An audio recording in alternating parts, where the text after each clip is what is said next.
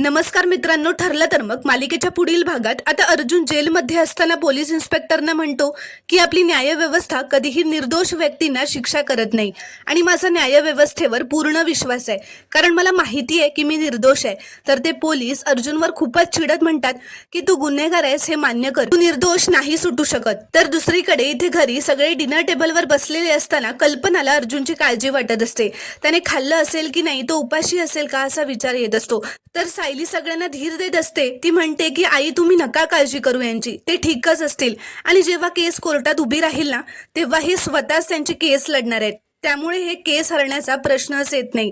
तर प्रिया सुद्धा समोरच असते आणि ती सुद्धा हे सगळं ऐकत असते आणि अर्जुन स्वतः त्याची केस लढणार आहे हे ऐकून आता प्रिया सुद्धा घाबरलेली असते.